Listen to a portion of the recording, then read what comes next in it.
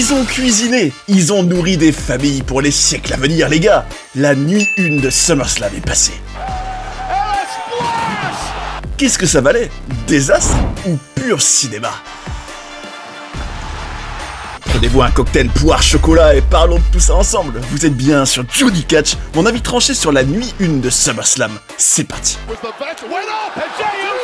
Mes amis, après le main event de la nuit 1 de SummerSlam, j'entends beaucoup de fans sur le web dire « Oh, c'est du cinéma absolu, c'était incroyable, oh là là là là, fabuleux, fabuleux ». Mais bon, à ça je réponds « Ouais, bon ». Parce que oui, on va rentrer dans le vif du sujet, l'événement le plus important de cette nuit 1 de SummerSlam, ce qui vaut le plus le coup d'être débriefé, on va dire. Je parle bien sûr de CM Punk contre Gunther pour le titre poids lourd et surtout son dénouement incroyable. Alors évidemment, je vous invite à ne pas continuer si vous n'êtes pas au courant, à moins que vous vouliez être spoilé, ou que vous n'avez pas envie de le regarder, ce qui se comprendrait parfaitement, puisque rappelons quand même que le build-up de ce show, ou plutôt son absence de build-up, son absence de storyline, son absence de vrai hype, tout ça expédié en à peine quelques semaines à cause d'un programme surchargé à la WWE, ne l'oublions pas. Bref, on arrivait donc à un SummerSlam avec la sensation qu'il n'y a même pas vraiment eu de grosses storylines, etc. Mais bon, ça c'est un autre problème, on en a déjà parlé. Bref, on arrivait donc à ce main event, l'événement le plus important largement, avec l'opportunité pour CM Punk de peut-être redevenir champion du monde, en tout cas gagner un titre de premier plan à la WWE pour la première fois depuis 2013. En gros, là, depuis son retour à la WWE, c'est quand même un événement important qui combat pour le titre. Alors il l'avait fait contre John Cena à Night of Champions bien sûr, mais là on va dire que il avait l'opportunité, du moins c'est ce qu'on pensait, de triompher, d'avoir peut-être le grand moment émouvant de revoir CM Punk gagner un titre à la WWE. Mais bon, on n'est pas au bout de nos peines les gars, on n'est pas au bout de nos peines, puisque, alors déjà je tiens quand même à souligner un élément. Alors vous savez à quel point moi je suis toujours très sensible à tout ce qui est production, très important pour moi dans la qualité d'un événement. Et là, clairement, moi, un élément qui m'a vraiment gêné, du moins que j'ai pas apprécié, vous me dites en commentaire ce que vous en pensez, si c'est quelque chose dont vous vous foutez royalement, ou alors si vous trouvez que oui, c'est bête de faire ça. Moi, je trouve, par exemple, et ça c'est vraiment pas mal remarqué, je trouve, dans le main event, que le stade était mal éclairé. Alors, pour autant, je trouve que c'était cool d'avoir le MetLife Stadium, vous savez, c'est quand même l'arène de WrestleMania 29 notamment, et aussi du 35 d'ailleurs. Et je trouvais ça super d'être dans un grand stade, j'avais l'impression que on était à WrestleMania quoi, c'était vraiment la même aura, en tout cas purement en termes de grandeur, de taille, etc. Mais je me disais, mais puisqu'il y a tant de fans sur place, pourquoi il y a toute une partie de l'arène très importante qui est plongée dans l'obscurité et qu'on voit pas pendant les matchs? Ça reste vraiment un mystère, puisque la WWE adore se faire mousser, adore montrer à quel point il y a des fans, à quel point ça fait du chiffre, quoi. Pourquoi ne pas tous les montrer, qu'on les voit tous à l'écran, et pourquoi n'éclairer qu'une partie là autour du ring? Ça, pour moi, ça reste un mystère. Mais bon, ma théorie, c'est pour qu'on voit peut-être encore mieux le Saint Catch, parce que oui, mais les gars, ce match-là, alors là, je vais vraiment pas jouer l'hypocrite pour un sou. Contrairement à certains, peut-être qui diront que c'était fabuleux, je vois déjà un Dave Meltzer arriver et dire, ce parasite de Dave Meltzer, oh c'était techniquement incroyable, sportivement c'était fabuleux, on a eu des prises de catch, c'était du catch avec un C majuscule, non, moi je ne mangerai pas de ce pain-là du tout, non, au contraire, pour moi, ce match était ennuyeux, mais à mort, je vous le cache pas. Franchement, j'attendais avec impatience le dénouement, je me disais, mais là, non seulement il n'y a pas vraiment eu on va dire de hit, vous savez, de vraie haine entre les deux, en tout cas, je veux dire, dans le build-up, on n'a pas eu un build-up fabuleux du tout, on ressentait pas une envie entre les deux de se tuer, quoi, de la haine, et tout on va dire, une construction qui aurait, on va dire, quoi qu'il arrive, donné de la hype et de l'intérêt pendant le match, pour subir on va dire les multiples prises à gogo qu'on allait voir. Ça, il y avait pas. Donc au final, tout reposait sur le match. C'est le match. Alors évidemment, pour toute une partie des fans, voir Gunther, entre guillemets, meilleur catcheur du monde, contre le best in the world, c'est un rêve éveillé.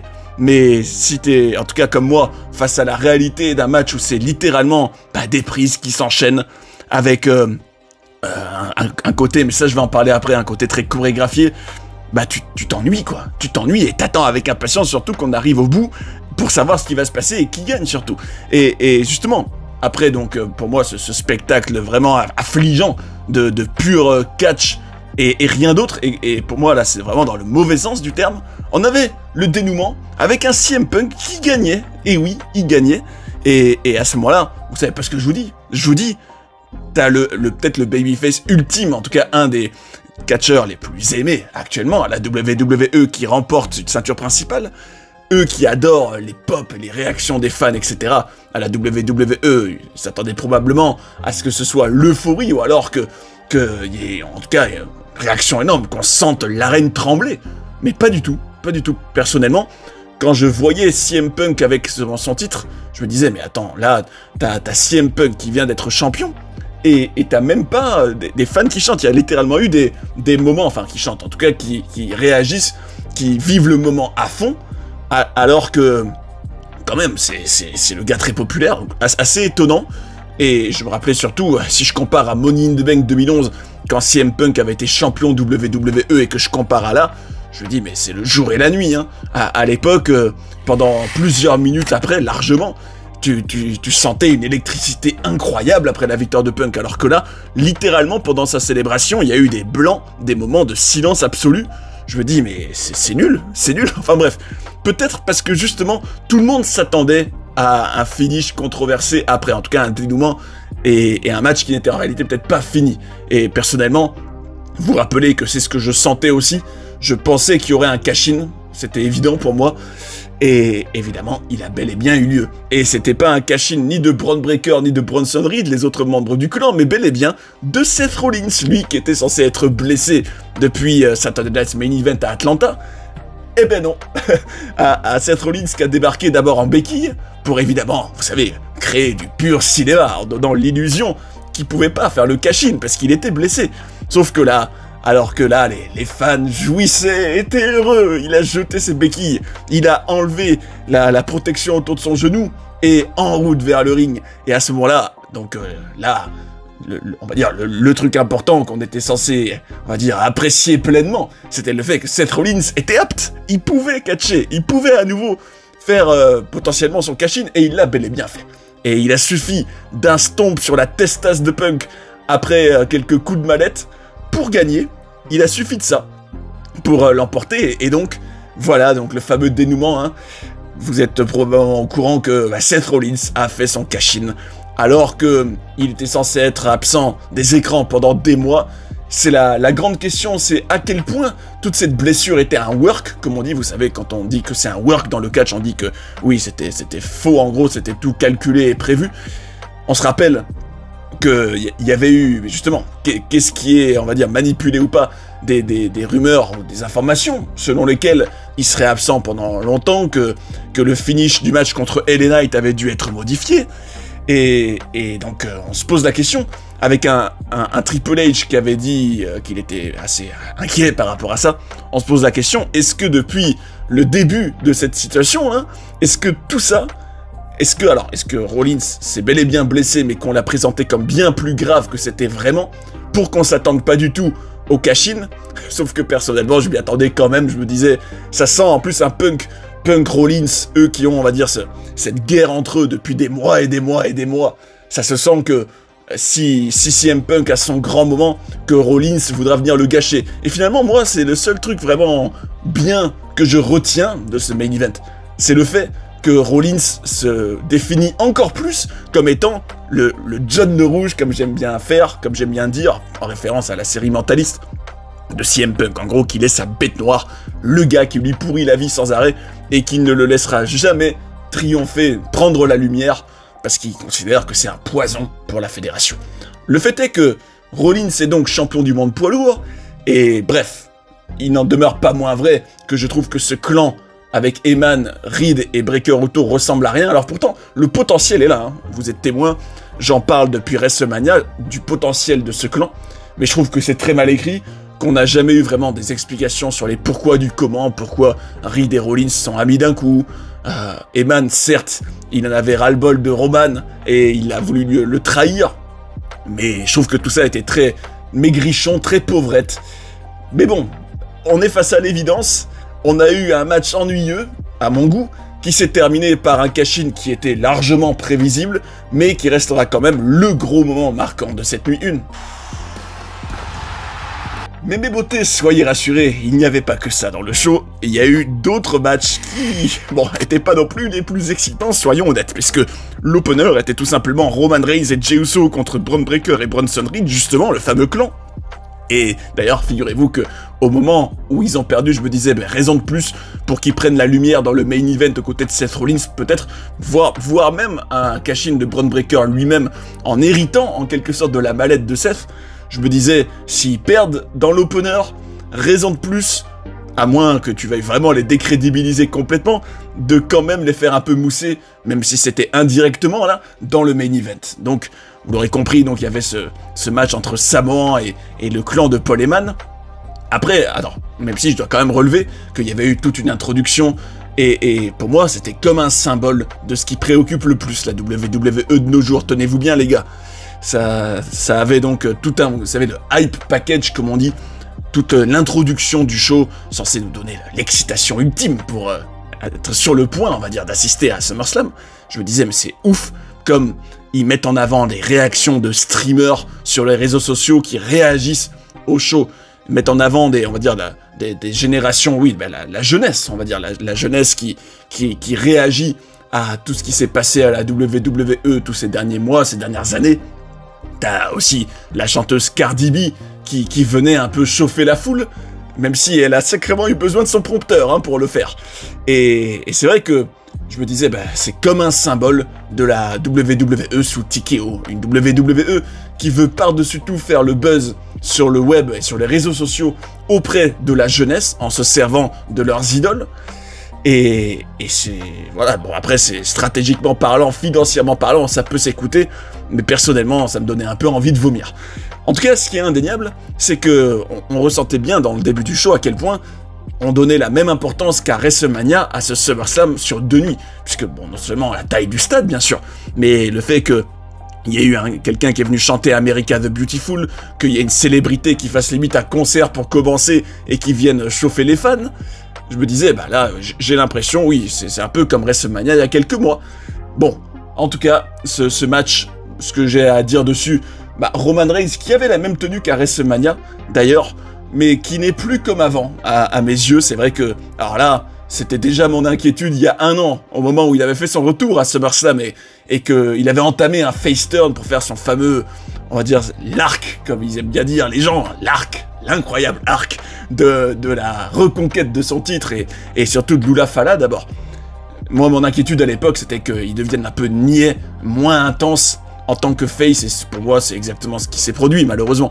Je voyais un Roman Reigns relancer le hit avec Jey Uso, comme ça, en plein match, et le voir se comporter largement moins intensément, on va dire, avec moins de tranchant qu'à l'époque où il était le Tribal Chief champion heel. Bah, je me dis, bah là, Roman Reigns a quand même largement perdu de l'aura et du charisme, malheureusement, même si physiquement il était affûté et au top de sa forme. D'ailleurs, c'était marrant de voir que Paul Heyman, maintenant, il en est réduit à un rôle de porte-chaussures, puisque, vous savez, Bronson Reed avait volé les chaussures de Roman Reigns l'autre jour. Drôle de voir Paul en porte-chaussures maintenant. Mais bon, le match en lui-même, personnellement, je me rends compte que, pour moi, les matchs se suivent et se ressemblent. Et pas seulement pour Roman Reigns, hein, pour toute la WWE, je trouve que tout ça paraissait énormément chorégraphié. En gros, on passait de spot en spot. On faisait le spot de la barricade, puis on s'allonge, on attend. Allez, on repart, spot suivant, ou du moins, prise suivante. Tout ça manque cruellement pour moi hein, de fluidité. J'en ai déjà parlé sur la chaîne et les fidèles le savent. Je vous invite à aller revoir, si vous le connaissez déjà ou le découvrir, le Stone Cold Steve Austin contre Bret Hart de WrestleMania 13, pour voir ce qui, selon moi, est le mieux. Et il y a bien d'autres exemples, hein, aussi bien plus récents, de matchs où vous avez deux types qui s'affrontent et qui se tatanent pendant, qui se donnent des coups de poing, qui font vivre le match, qui le rendent fluide et qui ne se contentent pas d'enchaîner des prises. Là, je trouve que tout l'aspect psychologique, tout l'aspect selling, tout l'aspect on se donne des coups, tout l'aspect, on essaye de véhiculer cette haine entre nous, on le ressent pas du tout. Pour moi, on ressent vraiment une grande chorégraphie. Et pourtant, ça n'empêche pas les fans de chanter « This is awesome », c'est fabuleux. Alors moi, un moment que je retiendrai, c'est Bron Breakker qui s'est mis à chanter Roman Reigns en plein match. Il m'a fait rire, il m'a fait rire. Au moins, il a l'air plutôt à l'aise dans le registre heel de narguer, de provoquer. Bravo à lui, bravo Bron Breakker qui a quand même un énorme potentiel, mais qui est en train d'être complètement gâché, je trouve, dans le booking de ce clan, puisque, oui, on l'a dit, ils ont perdu. C'est bien sûr Roman et Jay qui ont gagné pour pouvoir yeeter à fond avec les fans. Bon, évidemment, comme on pouvait s'y attendre, c'est Jay qui a fait le tomber sur Bronson Reed, comme ça on protège Bron Breakker. Mais bon, je me dis, tout ça, c'était donc pour nous faire un match par équipe, pour nous mettre Roman Reigns avec Jey Uso, pour qu'on yeet, que les fans soient contents. Je me dis, t'aurais pu faire un Roman Reigns contre Bron Breakker qui aurait été bien plus excitant, et t'as préféré faire un match tag team qui, clairement, n'a rien apporté. Hein. On va dire, les outsiders, puisque Breakker et Reed n'étaient pas les favoris, ont perdu. Ça, pour moi, nuit au clan. Et finalement, ça n'apporte rien du tout. Et ça, d'ailleurs, c'est aussi une grosse critique que j'ai sur ce show. C'est le fait de voir des mégastars dans des matchs indignes d'eux. Je veux dire, Roman Reigns en opener d'un show en tag team, mais où est-ce qu'on va? On parle quand même de celui qui, pendant des années, c'était main event en solo incontestable. Et là, il se retrouve là. Je me dis, c'est du gros gâchis. J'aurais largement préféré un Roman Reigns contre Bron Breakker. Alors, il finira probablement par arriver. Mais quelle mauvaise utilisation des mégastars. Et je pourrais dire pareil du match suivant, le fameux Jelly Roll et Randy Orton contre Logan Paul et Drew McIntyre. Match par équipe encore, avec une célébrité, vous l'aurez compris. Et donc un Randy Orton qui aurait pu peut-être affronter, je sais pas moi, un CM Punk dans ce show, ou un Drew McIntyre qui aurait mérité aussi un match en solo d'ailleurs. Hein. Et je me dis, finalement, tu préfères mettre des mégastars dans des matchs comme ça, plusieurs, qui ont pas d'enjeu, hein, qui servent à rien. Pour moi, ce match servait littéralement à rien, à part faire mousser Jelly Roll, qui alors, c'est le seul truc qui m'a surpris, a perdu, puisque... Alors, il se sera quand même pris un gros spot sur la table avec un énorme splash de Logan Paul.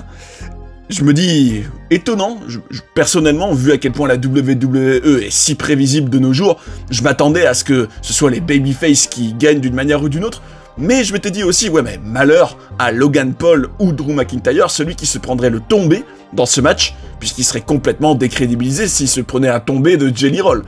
Bon, en tout cas, c'est Logan Paul qui a fait le tombé sur Jelly Roll, et donc, c'est bien les heels qui ont gagné, tant mieux parce que, je dirais quand même, pour dire quelque chose de positif sur ce match, que j'aime bien l'association Logan Paul-Drew McIntyre, je trouve qu'ils sont très bons dans le registre des trolls, c'est vrai, ça leur va bien, et bon, probablement, tout ça mènera à peut-être une rédemption, en quelque sorte, de Jelly Roll, qui aura sa vengeance, peut-être dans un match Jelly Roll contre Logan Paul, justement, au prochain WrestleMania. Et c'était pas fini, dans le reste du show, on a aussi eu Alexa Bliss et Charlotte Flair qui sont devenues championnes par équipe en battant donc on va dire les femmes du Judgment Day, hein, en quelque sorte. Et à ce moment-là, je vous dis, c'est un peu l'aboutissement de cette storyline qui est sortie de nulle part. Enfin bon, pour moi, on peut même pas appeler ça une storyline, hein, on raconte une petite histoire qui n'a ni queue ni tête entre deux catcheuses qui d'un coup s'associent, mais qui veulent pas trop être amis, mais justement on veut pousser les fans à ce que on les encourage à devenir amis. Le F-word, alors non pas le F, le mot qu'on connaît tous, mais le F pour le mot friends, ça c'est le mot banni, elles ne veulent pas être amies. Et je me dis, mais c'est ça le niveau des histoires, j'allais dire storyline, mais justement, tout ça est beaucoup trop valorisant pour ce que c'est réellement. C'est ça le niveau des rivalités, des histoires qu'on est censé suivre à la WWE en 2025.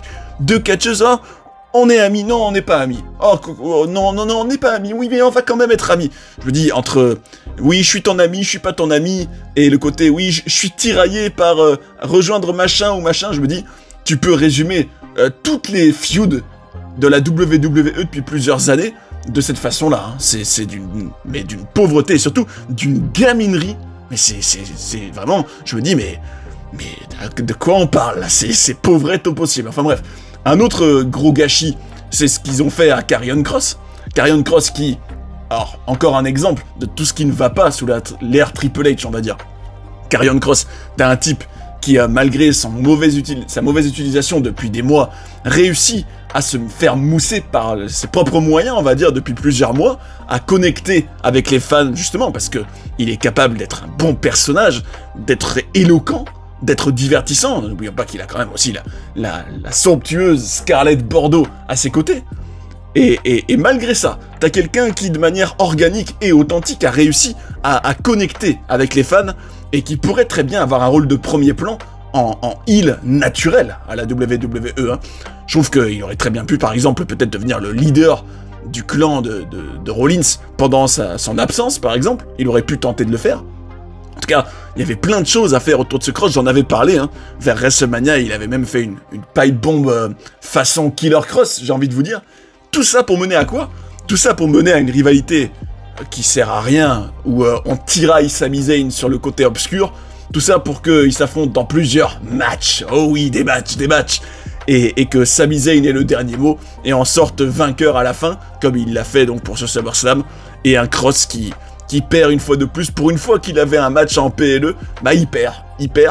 Et finalement, je me dis, ça n'a rien apporté à Kross. Je me dis, c'est fou, hein, comme la WWE, il a ça pour faire mousser un Sami Zayn dans des histoires dont tout le monde s'en fiche. Surtout, on parle de Sami Zayn, les gars. Hein. Sami Zayn, pour moi, c'est mid-carder, jobber, en rien, une des stars de premier plan de cette compagnie. Hein. Bah, tu fais plutôt, on va dire, plein de situations plutôt valorisantes pour Sami Zayn. Et Killer Kross, on va l'appeler comme ça, lui, t'en fait rien, alors que c'est un des rares qui aurait pu largement faire des choses divertissantes et excitantes là ces derniers temps. Et au final, ça ne mène à rien. Et je me dis, c'est ça la Triple H era? Non, la réalité là, c'est que c'est pas du tout, oui, on écoute les fans et on met Kross en avant. Pareil pour l'imposture R-Truth, hein, qui était même pas dans le show, alors que soi-disant, son licenciement était censé être un work, avec un Triple H qui disait « Oui, vous profitez bien du show, hein !»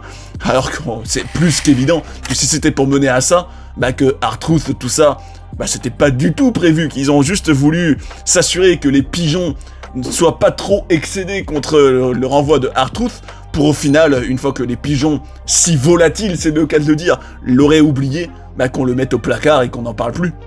Et là, encore une fois, la preuve avec Kross, c'est que malgré des fans qui le soutenaient, et une adhésion populaire, bah non, Kross, on s'en fiche royalement, on préfère Sami Zayn. Et ça, pour moi, ça reste un mystère. Comment tu peux préférer mettre en avant Sami Zayn, avec tout ce qu'il représente, avec sa dégaine, avec son entre guillemets, son charisme, entre guillemets, hein, plutôt que Karrion Kross et Scarlett Bordeaux. Pour moi, c'est que t'as du caca dans les yeux. Bref, il y avait aussi Jade Cargill contre Tiffany Stratton, un match, bon, pas moult excitant, hein, à l'image de son build-up, mais surtout, moi, un résultat qui m'étonne, je me dis, t'as fait gagner Queen of the Ring à Jade Cargill, tu l'as construite, plus ou moins, hein, ce qu'on appelle de la construction actuelle, hein, en la faisant gagner des matchs quand même régulièrement, tout ça pour mener à ce qui devait être peut-être son couronnement ultime, tout ça pour perdre contre Tiffany Stratton à SummerSlam, et peut-être retomber dans l'oubli dans quelques jours, je sais pas, enfin je trouve que c'est très bizarre comme choix, à moins que ce soit pour peut-être mener à une évolution de son personnage, mais bon, tout ça en tout cas m'étonne quand même pas mal. Je trouve d'ailleurs que Tiffany Stratton, depuis qu'elle est pleinement babyface, ça ne lui va pas. Je trouve qu'elle était bien mieux en 2024 quand elle était heel et en mode petite peste arrogante et sûre d'elle. C'était bien plus divertissant, je trouve, que ce qui est fait en ce moment. Et je conclurai aussi en disant, parce que même si je suis le seul à le faire, ou un des seuls dans la bulle du catch, mais il faut quelqu'un qui le dit, je trouve, bah pour moi ça reste à vomir toute on va dire, cette propagation de sponsors à tout va. Vous aviez le match sponsorisé par Minute Maid, vous aviez le match sponsorisé par The General, vous aviez des sponsors à gogo, partout. Je me dis, mais ça ressemble toujours à rien, ça me dégoûte. Je sais pas, ça je trouve que c'est ouf à quel point bah il y a toute une fanbase, mais bon, justement, peut-être parce qu'ils ont surtout connu que ça, je sais pas, mais je me dis, c'est hallucinant que tout ça, ça passe crème et qu'on laisse la WWE, mais être un espace publicitaire, mais comme jamais, mais tout le temps, et que c'est omniprésent. Et de pire en pire, hein, de pire en pire. Et ça, faut quand même le dire, moi je déteste ça, je vomis ça. Bref, je vous invite à me dire ce que vous en pensez, justement, non, pas seulement des sponsors, hein, mais même de toute cette nuit 1. Est-ce que vous trouvez que c'est du pur cinéma? Ou alors, est-ce que vous aussi, bah, vous avez été très peu divertis? Personnellement, moi, c'est surtout le Cody Rhodes contre John Cena 2 que j'attends, où je me dis, ah, il y a quand même de l'intérêt et de l'excitation, surtout pour voir ce qui va se passer à la fin. Mais cette nuit 1, clairement, largement oubliable. Mais bon, dites-moi ce que vous en pensez, partagez vos ressentis, et j'en profite pour vous dire un grand merci pour ceux qui le font, qui s'expriment, qui disent ce qu'ils pensent en toute honnêteté des shows. N'hésitez pas, même si vous n'êtes pas du tout d'accord, c'est pas un problème. Vous pouvez y aller tant qu'on est dans le respect et la bienveillance, ce sera avec plaisir. Et merci à tous ceux qui font vivre la chaîne et qui l'aident. Et espérons les gars, espérons que la nuit 2 soit quand même bien meilleure. D'ailleurs, si vous avez envie de découvrir des documentaires sur des personnages incroyables ou d'apprendre plein de coulisses et de controverses de la WWE, j'ai tout ce qu'il vous faut ici. J'espère que vous avez passé un bon moment devant cette vidéo et je vous invite à rester sur Johnny Catch pour en voir d'autres. A tout de suite. And that's the bottom line, 'cause Stone Cold said so.